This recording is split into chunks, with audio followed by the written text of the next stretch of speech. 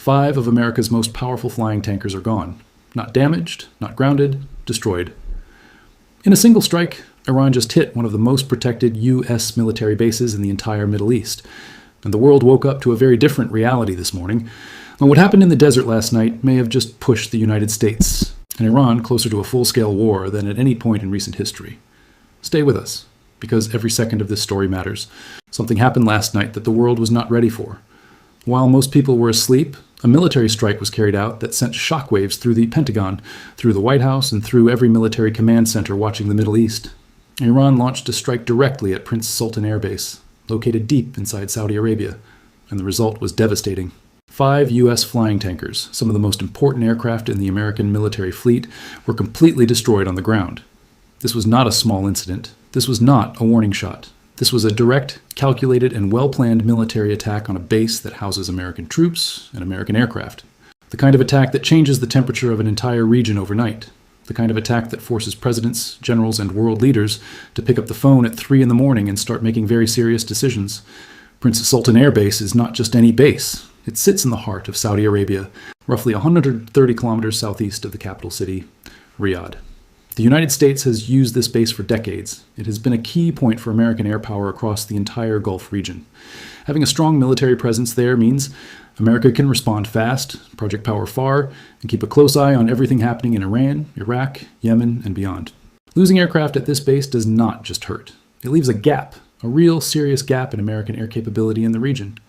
Now, the aircraft that were destroyed were not ordinary planes. Flying tankers, often referred to as aerial refueling tankers, are the lifeline of any long-range air operation. Think of them as giant flying gas stations. When fighter jets, bombers, or surveillance planes need to stay in the air for long missions, they fly up next to a tanker and refuel mid-air. Without tankers, those missions either get shorter, get canceled, or become far more dangerous. Losing 5 of them in one night is not just a loss of equipment. It is a direct hit on America's ability to operate effectively across the region. The initial reports came in fast. Military sources confirmed the strike. Satellite images began circulating. The Pentagon released a short statement acknowledging the attack, calling it a serious escalation and promising a full review of what happened and how. Across news channels and social media, the story exploded. Analysts, former generals, and political commentators all saying the same thing. This is a major moment. This is not something that gets walked back easily. On the Iranian side, no immediate official claim of responsibility was made public in the first hours.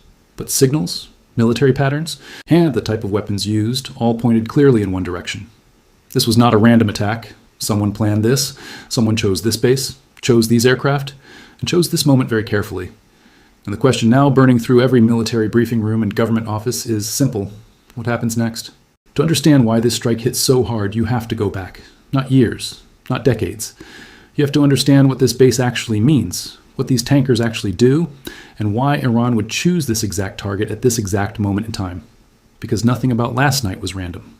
Every piece of this story was building toward this moment quietly, slowly, like pressure building inside a pipe that nobody bothered to fix. Prince Sultan Air Base did not become important overnight. It earned its place as one of the most critical American military locations in the entire Middle East over many years. The U.S. first began using it heavily during the Gulf War in the early 1990s. Back then, it served as a staging ground for American air operations against Iraq. After that war ended, American forces stayed. The base grew, the infrastructure expanded, runways were extended, hangars were built. And over time, it became something much bigger than just a temporary stop. It became a permanent piece of America's military strategy in the Gulf. When tensions with Iran started rising sharply in 2019, the United States made a decision. It sent additional troops and additional aircraft back to Prince Sultan Air Base. That move was a message, a loud, clear message to Tehran that said, "We are here, we are watching, and we are ready." The base was upgraded. Air defense systems were installed. And flying tankers, the backbone of long-range air missions, were positioned there in significant numbers. Because if something were to happen, if orders came down to launch strikes or run long operations over Iran or anywhere nearby, those tankers would be the first aircraft needed in the air. That is exactly what made them a target. Iran has spent years studying American military strategy in the region. They know how the U.S. military works. They know that fighter jets cannot fly long distances without refueling in midair. They know that without tankers, America's ability to carry out sustained air operations drops dramatically. So by destroying 5 of those tankers in a single strike, Iran was not just blowing up machines worth hundreds of millions of dollars. Iran was sending a very specific, very calculated message. It was saying, we know your weaknesses, we know what you need to fight, and we can take it away. The path to this moment did not start last night either. For months, tensions between the United States and Iran had been climbing, sanctions had been tightened, Iranian-backed groups had been carrying out smaller attacks on American positions across Iraq and Syria. Drone incidents had been reported, ships in the Gulf had been followed and harassed. Each incident was reported, noted, and then quietly filed away. Each one was treated as a single event rather than what it really was, a pattern, a slow, steady march towards something bigger.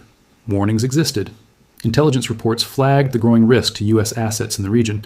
Analysts pointed to the increasing boldness of Iranian moves. But warnings and reality are two different things, and last night, reality arrived without any further warning. The world had been watching a fire slowly grow for months. Last night, someone finally threw the match, and now 5 aircraft are ash on a Saudi runway. The Pentagon is scrambling for answers, and the entire Middle East is holding its breath waiting to see what America does next. It started with silence. The kind of silence that comes right before everything changes. No sirens, no warnings, no frantic radio calls cutting through the night air. Just the quiet darkness of a Saudi desert evening, sitting over a base full of sleeping soldiers, grounded aircraft, and fuel lines that had no idea what was coming for them. And then, in a matter of seconds, that silence was shattered into pieces that nobody's going to forget for a very long time. The strike came in fast and low.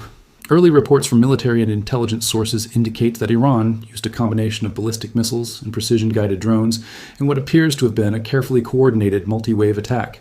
This was not a single weapon fired from a single location. This was a layered assault designed to overwhelm, confuse, and destroy before any meaningful defense could be organized. The first wave appeared to target radar and early warning systems positioned around the base, not to destroy them completely, but to blind them, to cut off the base's ability to see what was coming next. And what came next was devastating. The second wave hit the flight line directly. The flight line is the area of any air base where aircraft are parked, fueled, and prepared for missions. It is the beating heart of any military air operation. 5 KC-135 Stratotanker aircraft, America's primary long-range aerial refueling tankers, were sitting on that flight line when the missiles and drones arrived. Within minutes, all 5 were burning. Ground crews scrambled. Emergency alarms finally broke the silence. But by the time any response was organized, the damage was already done. The aircraft were not just damaged. They were gone. Each KC-135 Stratotanker carries a price tag of over $100 million, but the financial cost is almost secondary to what these aircraft represent in operational terms. A single KC-135 can carry over 90,000 kilograms of fuel and transfer it to other aircraft mid-flight. It can extend the range of fighter jets, bombers, surveillance planes, and cargo aircraft by thousands of kilometers. Losing 5 of them in one night does not just cost money.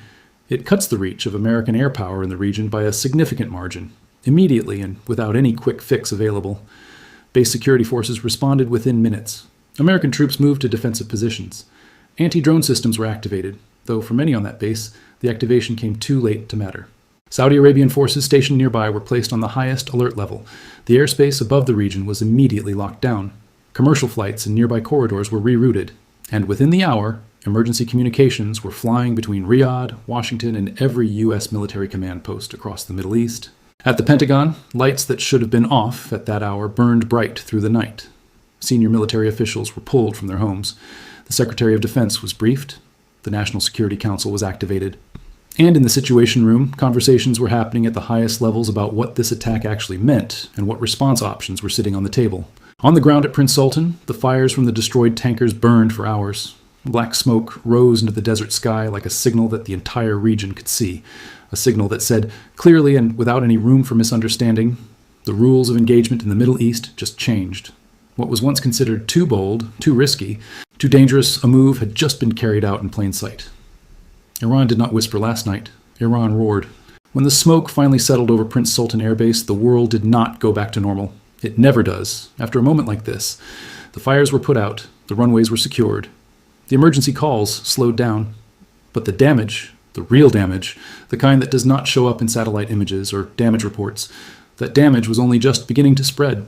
Because what Iran did last night did not just destroy 5 aircraft. It destroyed something far more fragile and far more important. It destroyed the idea that a major American military base in the heart of the Middle East was untouchable. And once that idea is gone, it does not come back easily. The geopolitical fallout began moving at speed before the sun even rose over Riyadh. Saudi Arabia, the country on whose soil this attack was carried out, found itself in an incredibly uncomfortable position overnight. The kingdom had spent years building a careful, complicated relationship with both the United States and the broader Arab world. An Iranian strike on its territory is not just a military problem, it is a political earthquake. Riyadh now faces pressure from Washington to respond jointly, pressure from its own people to defend national sovereignty, and pressure from regional neighbors watching every move it makes in the hours and days ahead. In Washington, the response options being discussed are serious. Military planners do not take the destruction of 5 aircraft on a protected base lightly. Retaliation is not just possible. For many inside the Pentagon, it is expected. The question is not whether America responds. The question is how. A direct military strike on Iranian soil carries enormous risk of full escalation. Targeted strikes on Iranian-backed groups in Iraq or Syria carry less risk but send a softer message. Cyber operations, increased sanctions, or a dramatic military buildup in the region are all options sitting on the table right now. Each one carries its own consequences. Each one sends a different signal. Iran, for its part, is watching every one of those options carefully. Tehran has always operated with a deep understanding of where the lines are. But last night suggests those lines have moved. Or perhaps Iran has simply decided it no longer cares where they are. Either way, that shift in thinking is the most dangerous development of all. A country that once acted with caution has now acted with confidence. And a confident Iran in the middle of an already unstable region is a variable that changes every single calculation on the board. The international community reacted with alarm. Emergency sessions were called. World leaders issued statements urging restraint on all sides. The United Nations called for immediate dialogue. But statements and sessions rarely stop momentum once it reaches this speed. The machinery of escalation, once it starts moving, is very hard to slow down without someone making a deliberate and courageous decision to step back from the edge. The 5 destroyed tankers will be replaced eventually. New aircraft will be flown in. The flight line at Prince Sultan will be rebuilt and reinforced. But the message carried inside those burning aircraft, the message that said American power in this region can be hit, can be hurt, and can be reduced, that message cannot be replaced or repaired with new equipment. The Middle East has seen many dangerous nights over the decades, but this one feels different. This one has the weight of something larger behind it, something that has been building quietly for years and has now finally broken through the surface. The question is no longer what happened last night. The question is what happens next morning. And the morning after that. The world is watching. And it is not blinking.